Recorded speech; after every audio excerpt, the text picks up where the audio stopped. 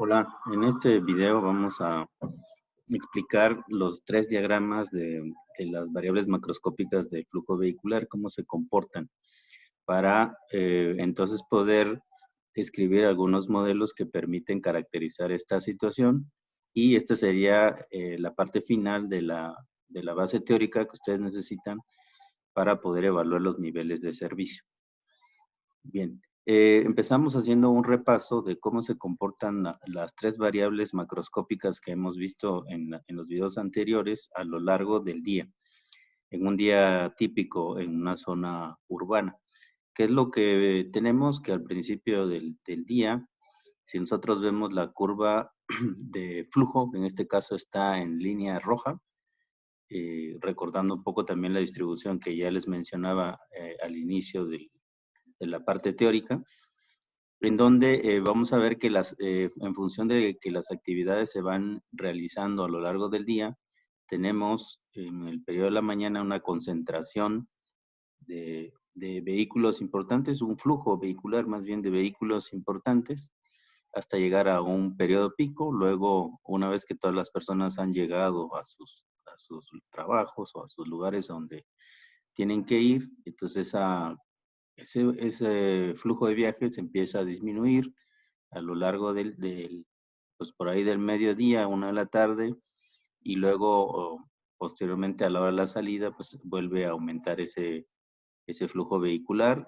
y después en la noche pues empiezan a disminuir las actividades hasta llegar a un mínimo en el día, ¿no? Que se junta con este otro punto. Esa es una curva típica de volumen vehicular o flujo también, si lo expresamos en términos de horas. Y si vemos qué es lo que pasa con la velocidad, que está aquí en color amarillo. Entonces, en la mañana, cuando hay pocos vehículos sobre la vía, los vehículos están espaciados y el conductor pues, puede elegir a la velocidad que desee. Y a medida que ese espacio intervehicular disminuye, pues la velocidad es más restringida, ¿no? Por eso, conforme aumenta el volumen de vehículos en la vía, disminuye esa velocidad. Entonces tenemos un comportamiento inverso, ¿no?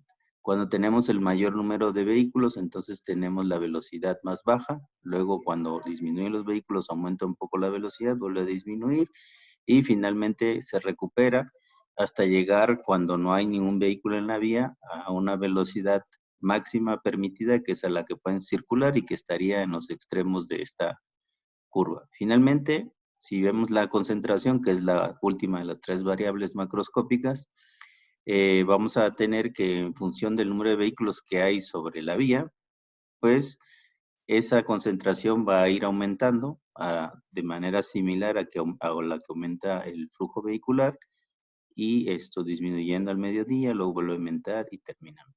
Entonces, el análisis de estas variables a lo largo del día van a representar lo que sucede en ciertos momentos en estas funciones que queremos ver. Entonces, vamos a tener casos donde los vehículos circulan a la velocidad máxima, y si los vehículos circulan a la velocidad máxima, quiere decir que hay poca concentración y por lo tanto poco flujo. Y en la medida de que van disminuyendo el flujo vehicular, pues va aumentando, perdón, el flujo vehicular, va disminuyendo la velocidad.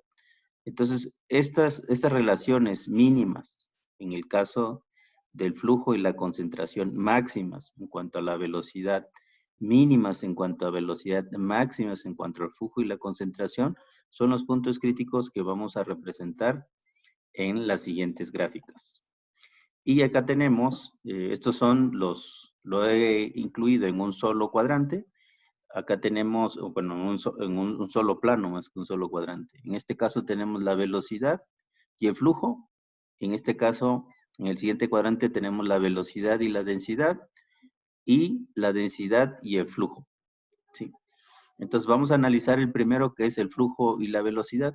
Entonces, al principio de la mañana, del día, cuando no hay muchos vehículos, el flujo es bajo. Entonces, si proyectamos este punto que tenemos ahí como observación a las 3 de la mañana, vamos a verificar que el flujo es pequeño, pero la velocidad es la máxima a la que pueden circular las personas. Entonces, en la medida que va disminuyendo, va aumentando, perdón, este flujo, nos acercamos al flujo máximo, entonces también va disminuyendo la velocidad y así de manera progresiva hasta llegar a un punto en donde alcanzamos el flujo máximo, que ese es el concepto de capacidad. Capacidad es el número de vehículos máximo que puede pasar en una sección transversal en un determinado tiempo, normalmente 1 hora. Entonces, una vez que llegamos a la capacidad de la vía, ¿qué sucede? Que los vehículos cada vez están más cerca y entonces se empiezan a formar filas. Y cuando se empiezan a formar filas, entonces pasamos a este otro régimen de congestión que se llama congestionado. Y lo que pasa acá es que la velocidad empieza a disminuir más, pero el flujo ya no aumenta porque los vehículos están haciendo filas. Y en la medida que van haciendo más larga la fila, pues esa velocidad va disminuyendo hasta el punto tal que, como lo veíamos en la imagen de Nueva Orleans, prácticamente todos están parados en la vía. ¿Sí? Entonces eso funciona como un estacionamiento y en ese momento el flujo es 0 y la velocidad es 0. Entonces, aquí de este conjunto de puntos podemos identificar que hay un régimen que le vamos a llamar fluido y hay un régimen congestionado. El régimen fluido se da a partir de que alcanzamos la capacidad hacia arriba y en este tramo del régimen o de la curva hay una disminución de velocidad conforme aumentamos el flujo. Y en este caso, una vez que llegamos a esta capacidad, hay un régimen congestionado. Quiere decir que a medida que aumente el flujo de vehículos, a medida que en este régimen se disminuyen los vehículos y también se disminuye la velocidad porque ya la capacidad alcanzó su vía. Este régimen fluido normalmente también se llama, se llama congestión no recurrente, congestión recurrente. Y en la congestión recurrente es la que pasa todos los días. Es decir, que la gente que va a sus trabajos todas las mañanas y nosotros observamos todos los días una vialidad, vamos a ver que regularmente se comporta de la misma manera. Entonces, lo que pasa, lo que recurre, lo que pasa todo el tiempo o de manera frecuente se llama congestión recurrente. Entonces, en ese momento tenemos el régimen fluido. Y luego tenemos el régimen congestionado que corresponde a la congestión no recurrente. ¿Cuál es la congestión no recurrente? Pues la que tiene que ver con accidentes, con obras viales, con las mismas condiciones climatológicas que hacen que esta capacidad se varíe o se interrumpa. Por ejemplo, que se interrumpa la circulación en alguno de los carriles, eso va a generar una disminución de la capacidad y por lo tanto formación de filas de espera en la infraestructura. Para fines de planeación, solo analizamos el régimen fluido, que es decir, son situaciones que podemos prever y que podemos planear. En el régimen congestionado no lo podemos planear porque es difícil prever cuándo y en qué momento va a suceder un accidente. Sí se pueden planear las obras de mantenimiento, los trabajos y demás, y esto lo que se hace son obras de desvío, pero la vía como tal pierde capacidad. Entonces, en el caso de la planeación y lo que vamos a hacer en la evaluación de los niveles de servicio, vamos a trabajar solamente con el régimen fluido. Ya lo veremos en la metodología correspondiente. El régimen congestionado, generalmente lo analizamos con ingeniería de tránsito. Ya son otro tipo de técnicas y otro tipo de herramientas que se utilizan para analizar estos casos. Bueno, pues en resumen, este sería la curva teórica de la velocidad y el flujo. Ahora, si nos vamos, bueno, hay un punto importante a señalar que es la velocidad óptima. La velocidad óptima es aquella en la que se obtiene el flujo máximo. Si nos atenemos a esto, que esta es una función y que tiene un máximo, ¿no? Si tiene un máximo, que es el punto de la capacidad de la vía, entonces tenemos por consistencia geométrica un óptimo, ¿no? Por eso se habla de una velocidad óptima. Esa va a ser nuestra referencia y aquí está proyectada para que la podamos ver, ¿no? Entonces, bueno, a la velocidad óptima se alcanza la capacidad. En este diagrama tenemos la velocidad y la densidad. Entonces, cuando estamos en un régimen fluido y la velocidad es máxima, hay pocos vehículos circulando, por eso pueden elegir a qué velocidad ir. Por lo tanto, la concentración es muy baja. No es cero, pero es muy baja. Entonces, en un segundo momento donde el número de vehículos aquí aumentó de manera importante, pues también la velocidad va a disminuir y la densidad va a aumentar, ¿no? Que es la proyección de este punto.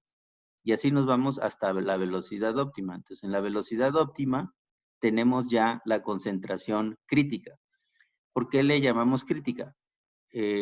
Porque hay en siguiendo la lógica geométrica, si esta es una función y este es su máximo, necesariamente debe de corresponder a un punto crítico. Un punto crítico es donde cambia la pendiente de una función o la pendiente se vuelve cero. Entonces, en este caso, hay un cambio de la pendiente y por lo tanto es un punto crítico. En este caso, si proyectamos ya en el régimen congestionado, ¿cuál sería la concentración cuando tenemos un número ya más considerable de vehículos que ha llegado, pero que no necesariamente puede pasar porque están haciendo fila? Entonces, esa concentración rebasa el límite de la capacidad y entonces la concentración es mucho mayor. Y así en el siguiente punto sucede lo mismo, ¿no? Tenemos una concentración máxima que es cuando tenemos todos los vehículos detenidos, ¿no? Y en ese caso, la velocidad sería cero. Bien, finalmente la última relación es el flujo y la densidad y de la misma manera es una proyección de estos puntos. Si nosotros proyectamos la velocidad al primer punto del flujo, si la velocidad es alta, significa que el flujo es bajo, ¿no? Como lo tenemos en este punto, y de la misma manera la concentración es baja. Si aumenta el número de vehículos en el siguiente punto en el régimen fluido, aumenta el flujo y aumenta la concentración. Y así de manera progresiva hasta llegar al punto crítico que sería este mismo máximo, el flujo máximo que podría pasar por nuestra sección transversal. Y de ahí, si pasamos ese punto, la concentración va a aumentar, ya estamos en el régimen congestionado, aumenta la concentración y el flujo disminuye. Ya los vehículos están haciendo fila hasta llegar al último punto. Entonces, estas son las gráficas que tenían que haber elaborado o debería haber coincidido con la tarea que les había dejado, ¿no? Estas son las formas que deben seguir y la unión de los puntos, pues son las funciones que las representan. Es importante, dado que aquí tenemos, en cada una de estas relaciones tenemos dos de los parámetros, de las variables de la teoría macroscópica, ¿dónde se encuentra el tercero? Debería poderse representar, porque acuérdense que son tres variables y podemos despejar. Para conocer el comportamiento de las tres, es suficiente conocer dos, ¿no? Y eso es lo que explicamos en esta otra lámina. Hay que recordar, como ya derivamos anteriormente, que la velocidad media es el flujo entre la concentración. Esta es una de las fórmulas importantes que se deben siempre de recordar. Entonces, en esta relación de velocidad-flujo, ¿en dónde se encuentra la concentración? Pues la concentración, por definición, si nosotros despejamos de esta función la concentración, nos quedaría concentración es igual al flujo entre la velocidad media. Entonces, ¿qué representa el flujo entre la velocidad media? Pues el flujo, si nosotros observamos cualquier punto, eso puede ser el cateto opuesto y la velocidad, que sería en este caso la proyección en el eje Y, de este par QI, QI. Entonces sería el cateto adyacente. Entonces dividimos cateto opuesto entre cateto adyacente y lo que nos va a dar es la tangente, o sea, este ángulo. Este ángulo representa la concentración. Sin embargo, para fines prácticos, normalmente utilizamos el complemento, que es el inverso de esta distancia, que se llama densidad y que es el inverso de la concentración y es el ángulo complementario. Entonces, normalmente nosotros vamos a encontrar como referencia la concentración, o si queremos determinar la densidad, o si queremos determinar la concentración específico, es esta representación. Entonces, cada línea, o sea, en cada relación de flujo y velocidad, la línea con origen, con pendiente al origen, va a representar la concentración. El ángulo es lo que representa la concentración, entonces podemos trazar diferentes líneas para cada uno de los puntos y siempre esa línea va a representar la concentración. Bueno, no la línea, sino el ángulo va a ser la concentración. Entonces, esa es la representación gráfica de la concentración cuando conocemos la velocidad y el flujo. Y de la misma manera, preguntarnos, pues, ¿dónde está el flujo si conocemos la densidad y la velocidad? Pues tomemos cualquier punto, por ejemplo, que está aquí de la velocidad óptima y la concentración crítica, y entonces despejamos flujo es igual a velocidad media por concentración. Entonces tomamos la concentración y la velocidad, el producto de ambos es una superficie. Entonces, es la que está aquí señalada, ¿no? Esta es la superficie que representa el flujo para este punto en particular. Para este punto, pues va a ser esta otra superficie y así sucesivamente, ¿no? Entonces, cuando conocemos velocidad y densidad, el flujo corresponde al área que se conforma con la velocidad y la concentración correspondiente a ese punto de observación. Finalmente, si nosotros hacemos el mismo ejercicio con el flujo y la densidad, vamos a encontrar que la velocidad va a ser igual a la relación del flujo. O sea, si tomamos cualquier punto, vamos a decir el flujo, entre la concentración. Es decir, cateto opuesto, que sería el flujo, sería esta distancia, cateto opuesto entre cateto adyacente, que sería la concentración. Entonces sería esta línea tan secante que pasa y corta este punto a partir del origen. Ahorita lo represento. Entonces es esta línea que vendría a representar, es la secante, la que vendría a representar la velocidad cuando tenemos una relación de flujo y densidad. Bien, entonces, bueno, pues concluimos que estos diagramas en los que se representan dos de las variables nos permiten conocer la representación de la tercera y en esa misma se podría calcular. ¿Qué es lo relevante para la evaluación de los niveles de servicio? Solamente vamos a trabajar con la parte del régimen fluido y que es la relación entre la velocidad y el flujo. Entonces, lo que define el manual de capacidad es cuál es la concentración. Bueno, más bien es la densidad, no la concentración, porque quedamos que la concentración estaba en otro lado, es el ángulo complementario, la densidad. Entonces, dada una densidad, ¿a qué nivel de servicio corresponde? O dicho de una manera más sencilla, ¿cuáles son las condiciones de circulación cuando hay un cierto número de vehículos sobre la vía? Y en el manual de capacidad de Estados Unidos, que es el que vamos a analizar, se considera que existen 7 niveles de servicio, siendo el F el peor, es decir, cuando llegamos a la capacidad, y el A el mejor, es decir, cuando el usuario se encuentra confortablemente conduciendo su vehículo y puede decidir a qué velocidad circular. Entre el nivel de servicio A y el nivel de servicio F, hay varios niveles o hay diferentes consideraciones, ¿no? A medida que van empeorándose las condiciones de circulación, pues hay un límite, a partir del cual se considera que es nivel B, C, D o F.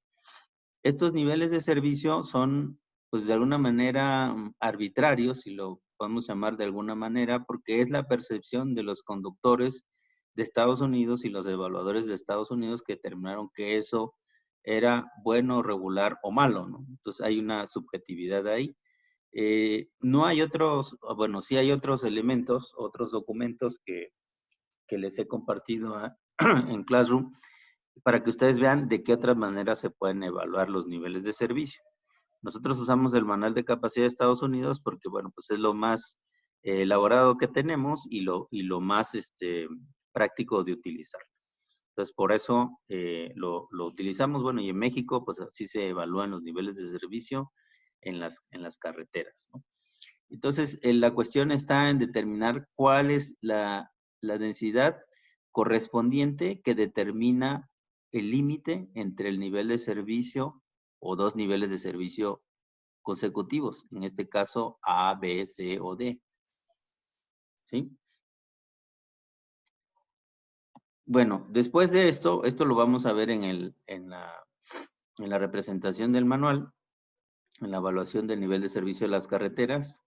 Y lo último que me resta mencionarles, pues son las funciones típicas que se utilizan para representar estas relaciones que acabamos de ver. Lo que acabamos de ver, pues es una simplificación de la realidad y bueno, pues se han desarrollado algunos modelos simples para poder representar ese comportamiento. Por ejemplo, aquí tenemos el de la velocidad contra la densidad. Aquí, bueno, pues es distinto a lo que les he mostrado, de cierta manera. Les decía que hay una parte que es cóncava y la otra convexa. Aquí vemos el punto crítico y esto está aproximado a partir de una función de la siguiente forma, que dice que la velocidad es igual a la velocidad máxima multiplicada por la diferencia de 1 menos la concentración entre la concentración crítica. Y esa es, la concentración crítica es la que les mencionaba, ¿no? Entonces, a partir de estos dos parámetros que uno determina, es una función lineal con pendiente negativa, lo que nosotros obtenemos, ¿no? Esa es una forma de representarlo. La relación flujo-densidad, aquí pues se representa como una parábola y por eso está en nivel 2, es cuadrática. Y de la misma manera, utiliza una concentración crítica, una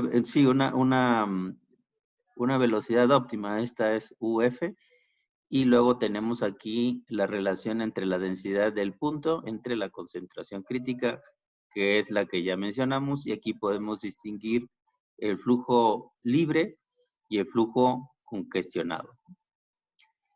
Finalmente, tenemos la función también de flujo y velocidad, y también es una manera simple. Entonces tenemos una concentración crítica, una velocidad y la velocidad del punto y la velocidad máxima, ¿no? A flujo libre o la velocidad permitida. Entonces también es una parábola que está aquí representada. Tenemos el régimen fluido y el régimen congestionado. Aquí hay otros conceptos que se deben de considerar. Por ejemplo, en esta parte, donde antes de alcanzar la capacidad máxima, pues hay también un periodo de inestabilidad por la formación de las filas, o le llamamos como el comportamiento de acordeón, ¿no? Que se acercan mucho los vehículos, se frenan, luego se separan y demás. Ese comportamiento hace que esto sea bastante inestable y eso es lo que le llamamos la descarga del cuello de botella, ¿no? Esto realmente no es un máximo, son una serie de puntos, pero bueno, esto es una aproximación a lo que es la realidad. Bueno, pues esto es lo que les quería contar respecto a la teoría macroscópica del flujo vehicular. Con esto terminamos y en la siguiente vamos a pasar ya a la evaluación del nivel de servicio. Gracias.